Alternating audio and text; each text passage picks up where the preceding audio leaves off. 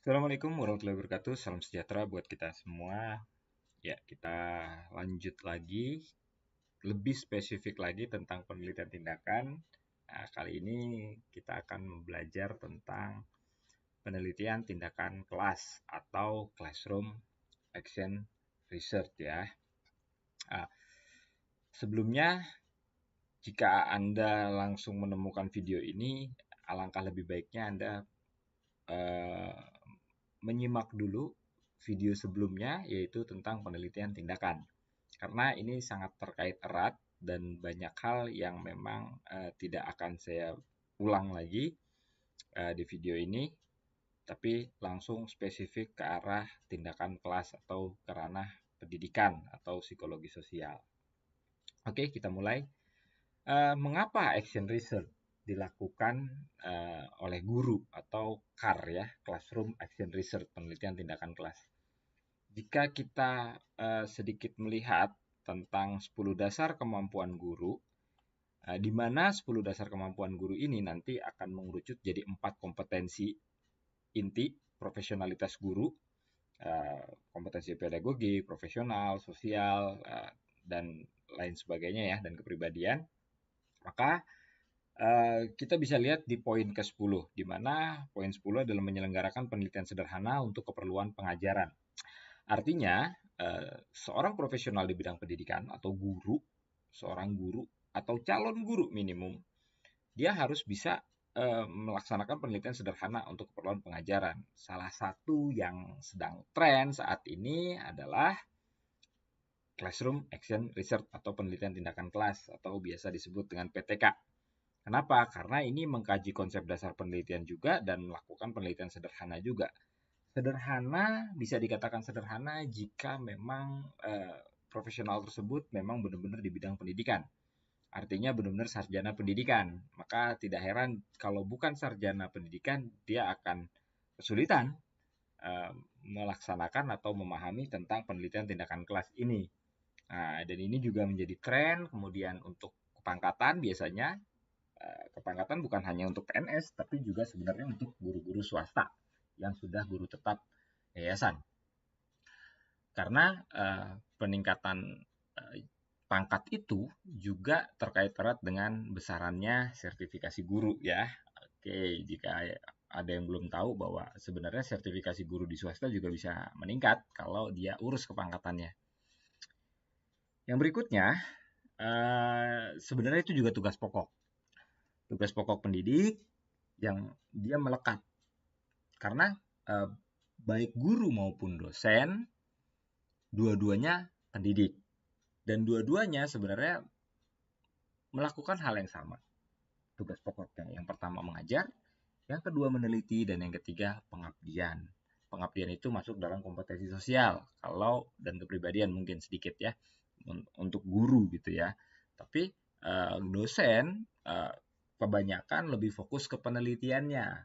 Lebih fokus karena dia seorang akademisi, seorang ilmuwan, seorang juga merangkap sebagai researcher atau sebagai periset. Guru lebih dominan ke arah kependidikannya, walaupun tidak bisa didikotomikan seperti itu juga, karena guru juga meneliti juga, dan penelitian itu mempengaruhi kinerja dan kepangkatan guru yang bersangkutan. Yang berikutnya adalah tindakan sebagai ciri khas. Jadi tidak ada yang bisa melakukan tindakan di satu bidang profesional kecuali ya profesional tersebut. Artinya yang lebih memahami tentang karakter, keilmuan, kemudian stakeholders, dan berbagai macam tindakan-tindakan secara empirik di lapangan tentu adalah profesional tersebut. Yang terakhir adalah ini salah satu mixed method. Mixed method kemarin sudah kita bahas ya, bahwa di dalamnya banyak hal terkait metode kuantitatif maupun kualitatif, secara pendekatan maupun strateginya. Selanjutnya, apa sih action research itu? Kemarin pada video yang lalu kita sudah bahas ya, bahwa itu adalah penyelidikan yang mendalam ke dalam praktik seseorang dalam pelayanan bergerak menuju masa depan yang dibayangkan selaras dengan nilai-nilai. Artinya menuju masa depan profesionalitas selaras dengan nilai-nilai profesionalitas orang tersebut. Di mana misalnya kita seorang psikolog sosial, ya berarti di bidang psikolog sosial. Tapi kalau kita seorang guru, ya di bidang pendidikan, tentunya di guru ya. Studi yang sistematis dan mencerminkan tindakan seseorang dan dampak dari tindakan dalam konteks tempat kerja. Artinya apa? Artinya hasil yang diraih oleh guru dalam melakukan penelitian tindakan kelas atau dosen dalam melakukan tindakan kelas, dampaknya adalah meningkatnya hasil belajar, misalnya meningkatnya kemampuan, misalnya kemampuan atau kreativitas atau motivasi, keaktifan dan lain sebagainya. Nah, itu hanya indikator, tapi yang utama adalah kepada internal si profesional itu sendiri atau ke guru itu sendiri. Yang selanjutnya adalah prinsip Classroom Action Research atau PTK, biasa kita sebut PTK aja ya. Dia sifatnya sebenarnya reflektif ya, kritik reflektif. Artinya apa? Artinya kegiatan nyata dalam situasi rutin. Jadi refleksi kita sebagai pendidik di dalam keseharian. Jadi kita mengkritik diri kita sendiri atau biasanya evaluasi diri atau autokritik. Ini selaras dengan awal-awal munculnya penelitian tindakan yang di dalam kelas. Nah, kelas di sini pada awalnya memang kelas secara fisik ya. Secara fisik yang terdiri dari ruangan-ruangan. Namun demikian, ke depan kelas ini bisa diartikan menjadi kelas dalam virtual maupun artifisial.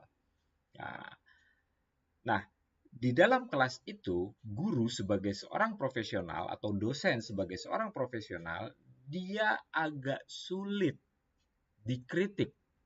Makanya bahasanya setengah nabi lah. Nah, agak sulit dikritik. Kecuali dia melakukan kritik reflektif atau melakukan kritik terhadap dirinya sendiri.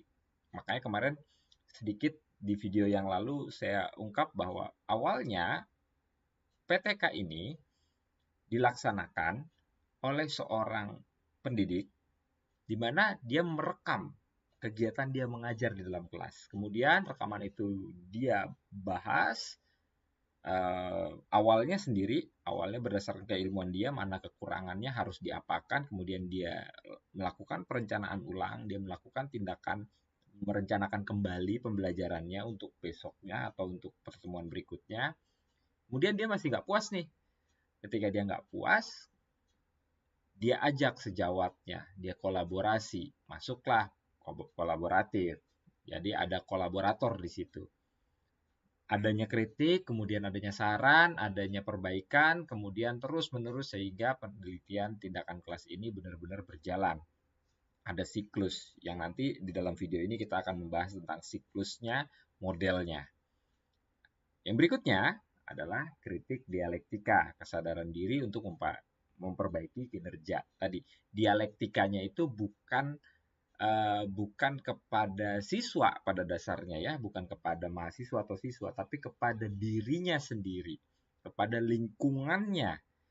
Kemudian naik menjadi kepada kolaboratornya, dia berkolaborasi dengan sejawat atau stakeholders yang terkait dengan keilmuannya, dia kemudian memperbaiki kinerjanya. Dan memang tadi saya sudah katakan bahwa Classroom Action Research atau PTK ini hakikatnya untuk memperbaiki kinerja pendidik itu sendiri. Yang ketiga, kolaboratif dengan mengedepankan analisa konseptual. Nah, tadi sedikit kita bahas juga bahwa adanya teori-teori, keilmuan dan lain sebagainya. Jadi di sini penting sekali memang seorang yang sudah mengerti tentang apa yang dia kerjakan dan seharusnya dia kerjakan. Kesadaran diri sendiri itu menjadi sangat penting di sini. Jadi bukannya anti kritik, tapi justru malah mengkritik diri sendiri. Justru malah terbuka dengan kritik orang lain, masukan dan lain sebagainya. Yang sifatnya perbaikan. Yang keempat, upaya sifatnya empiris dan sistemik. Empiris berdasarkan fakta-fakta di lapangan. Makanya penelitian tindakan kelas, walaupun jenjang kelasnya sama, misalnya semester 2, semester 3, atau kelas 3, kelas 4, kelas 10, kelas 11, kelas 12, boleh jadi di tahun yang berbeda, di anak yang berbeda, hasilnya pun akan berbeda.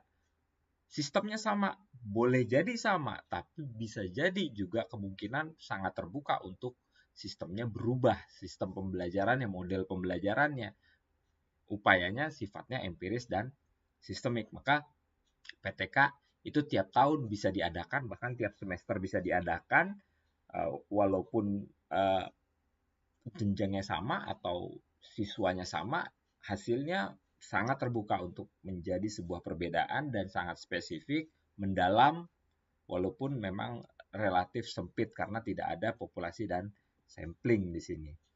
Struktur terencana dan dapat dilaksanakan, spesifik, teratur, dapat diukur hasil walau maupun waktunya dan realistis.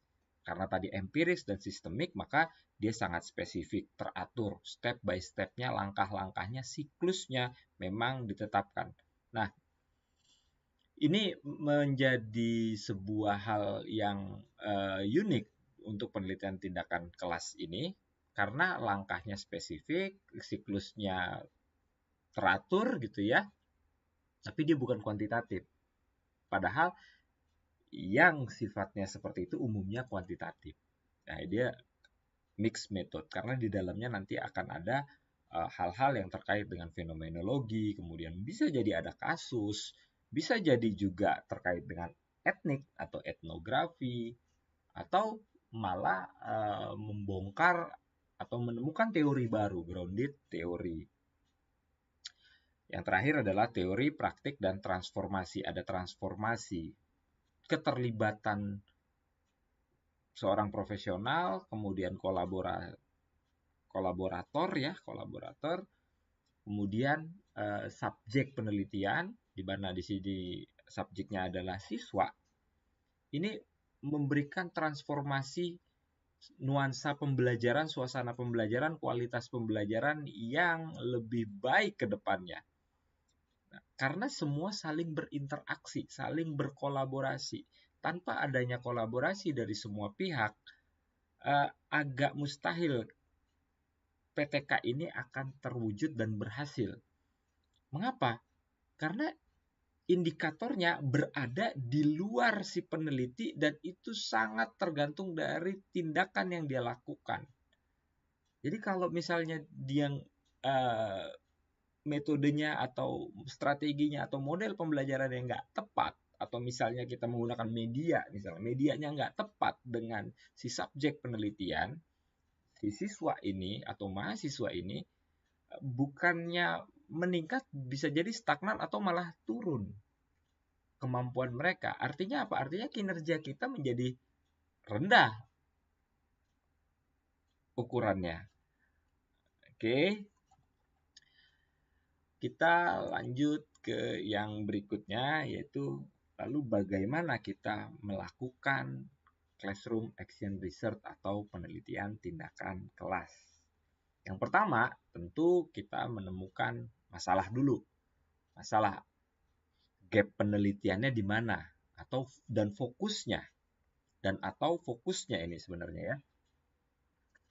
Masalah yang terjadi umumnya itu kelihatan ketika kita melakukan sebuah prasiklus. Bisa jadi seperti itu. Boleh jadi juga ketika hasil belajar siswa itu atau kemampuan siswa itu menurun. Atau metode, media, strategi, model pembelajaran yang kita terapkan itu ternyata nggak cocok dengan karakter siswa. Karena kan tiap tahun siswa walaupun jenjangnya sama, dia berbeda-beda terus kan. Nah, berikutnya, masalah yang kita mau angkat ini umum nggak, lazim nggak, atau sudah banyak belum? Dan bagaimana positioningnya?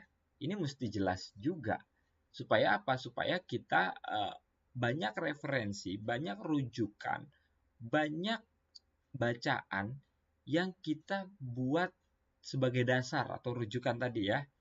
Nah, kemudian kita kerucutkan menjadi sebuah kita fokus ke arah apanya. Biasanya kalau siswa, kalau nggak kreativitas atau kemampuan apa, kalau misalnya bahasa, kemampuan menulis, kemampuan berkomunikasi atau berbicara, ya, atau kalau di matematika atau fisika, IPA itu kemampuan berpikir tingkat tingginya, HOTS-nya yang dilihat. Karena nilai itu nggak otomatis mengukur kemampuan, tapi kalau yang kita ukur adalah kemampuan berpikirnya, itu akan jadi lebih variabelnya tidak menjadi variabel terukur, tapi menjadi variabel laten. Seperti yang sebelumnya kita sudah bahas bahwa CAR atau Classroom Action Research ini atau PTK ini lebih cocok memang variabelnya variabel laten dibanding variabel terukur. Lalu yang berikutnya adalah setelah kita melakukan kita menentukan gap penelitian, fokus penelitian, menemukan masalah, lalu seperti biasa bangun konsep dan teori pendukung. Yang selanjutnya, rumuskan masalah dan jangan lupa rancang tindakannya atau melakukan perancangan tindakan. Biasanya kalau di sekolah atau di ranah pendidikan itu ada di dalam RPP atau RPS, rencana pembelajaran semester atau rencana pelaksanaan pembelajaran. Nah, yang dimaksud rancangan tindakan dalam RPP ini adalah RPP berdasarkan basis keilmuan, bukan berdasarkan basis kebijakan. Karena kan sekarang, Pak, RPP cuma 1 lembar, Pak. Loh, itu 1 lembar kan berdasarkan basis kebijakan. Tapi bagaimana RPP yang berbasis keilmuan seperti apa? Gitu. Karena ini 2 hal yang berbeda. Kenapa jadi 1 lembar? Karena diasumsikannya guru sudah paham apa yang harus dilakukan. Gitu. Nah, ketika yang dilakukan itu nggak kena, tadi kan ketemu masalah nih, nggak kena, nggak pas, nggak sesuai dengan karakteristik siswanya, berarti dia harus replanning dong. Replanning berdasarkan basis keilmuannya.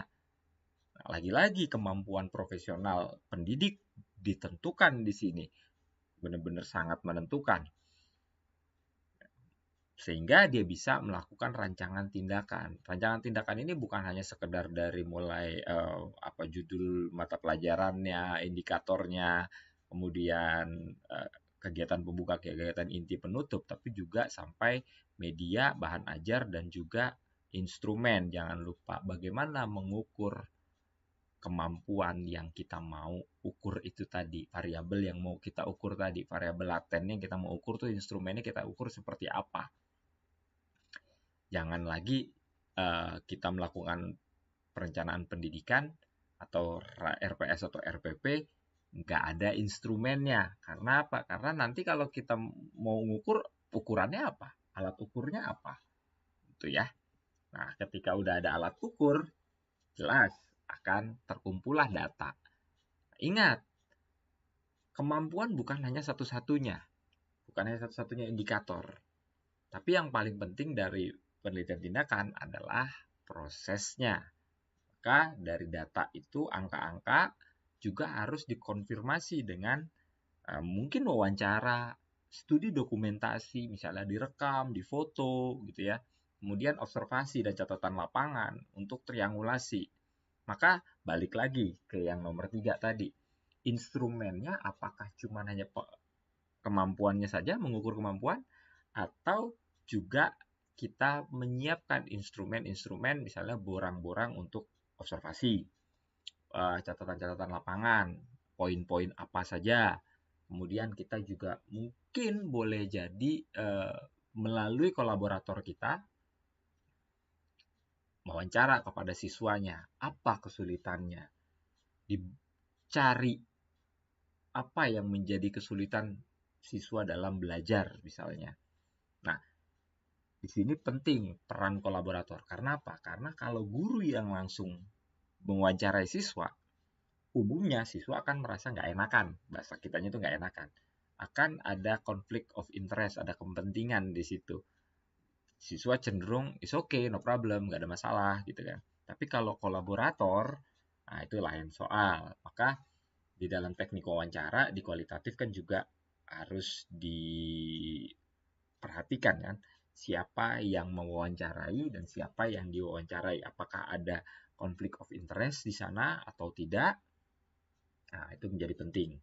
Yang terakhir adalah setelah ada triangulasi, catatan lapangan, wawancara observasi dan data, lakukanlah analisis data dan tarik kesimpulan. Analisis datanya kita konfirmasi, semua data-data itu kita konfirmasi, kita in-depth, kita perdalam. Apakah memang demikian? Misalnya contoh pada tingkat kreativitas. Apakah memang tindakan kita yang membuat si anak makin kreatif atau memang di rumahnya memang sudah dia lingkungannya lingkungan kreatif misalnya, atau industri kreatif menjadi keseharian dia misalnya di keluarga atau di tetangga gitu ya, di lingkungannya. Nah, ini menjadi penting untuk jadi masukan buat kita. Sehingga jangan GR dulu kalau misalnya ini anak langsung kreatif gitu. Boleh jadi di rumahnya memang sudah kreatif, memang anaknya sudah kreatif gitu. Yang terakhir ya tentu buat laporan dan lakukan publikasi. Publikasi ini menjadi penting ketika profesional, ketika mahasiswa atau dosen ya menjadi ukuran, menjadi penting dan menjadi ukuran keberhasilan sebuah penelitian. Jadi keberhasilan penelitian itu bukan meningkat atau menurunnya atau stagnannya. Kalau misalnya stagnan Pak, menurun, itu nggak berhasil, berarti belum tentu juga.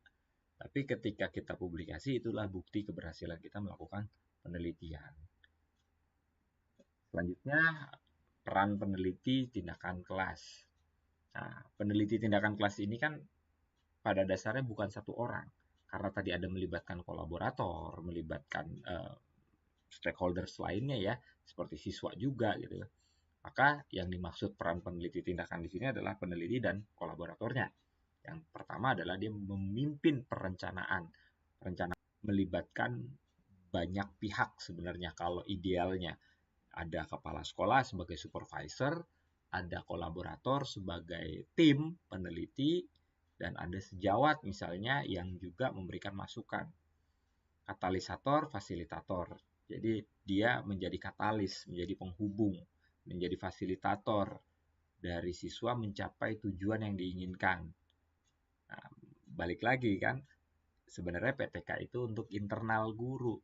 Jadi internal guru beginilah, gampangnya siswa ingin nyebrang dari satu titik ke tempat lain, ke titik lain, dari titik A ke titik B, di tengahnya ada sungai misalnya, sungai.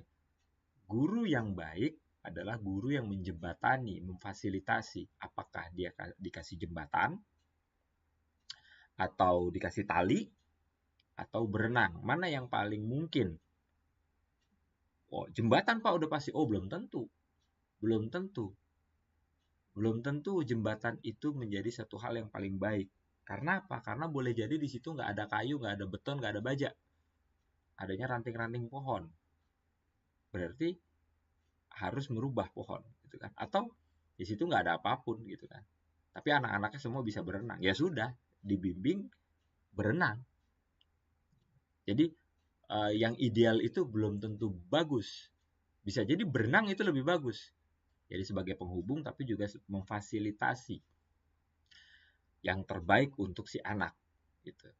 Kita jembatannya. Nah, ketika anak berhasil, kinerja kita lah yang bagus.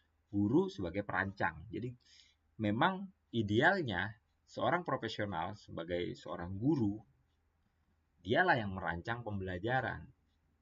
Kadangkala sering saya bertanya kepada guru-guru ya, mau calon guru juga, siapa sih yang membuat kurikulum?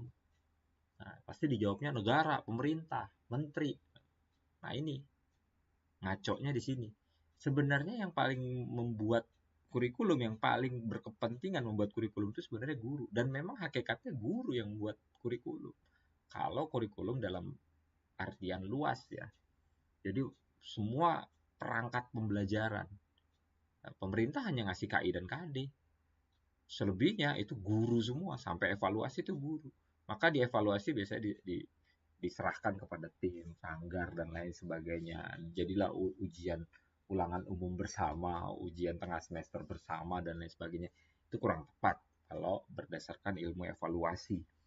Karena yang tahu anak tersebut adalah guru. Jadi ketika misalnya ada ujian nasional, ditentang gitu kan, yang paling ditentang ujian nasional itu ditentang, harusnya ditentang pertama kali itu adalah ulangan umum bersama, ujian tengah semester bersama, itulah yang dulu ditentang. Karena itu juga bukan guru yang mengukur, tapi tim. Tuh. Yang keempat, peninjau pendengar. Tadi ya, kalau kita ada kolaborator, lebih baik kolaborator yang diberikan kesempatan untuk melakukan reporter penyusunan dan peninjau pendengar melalui berbagai wawancara dan catatan lapangan, observasi, dan lain sebagainya. Karena khawatir nanti ada konflik of interest. Tujuan action research kemarin sudah kita bahas, peningkatan praktik profesional melalui pembelajaran, kemudian sebuah pemahaman yang mendalam mengenai praktek, peningkatan dalam masyarakat. Dalam hal ini adalah siswa kelas. Penelitian partisipatif.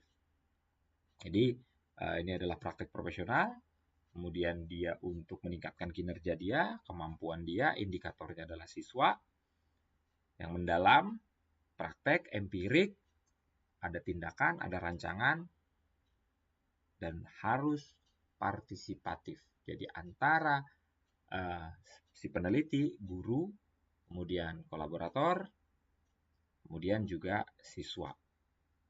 Mobil khusus akan lebih baik juga kalau melibatkan sejawat dan juga supervisor, yaitu kepala sekolah misalnya.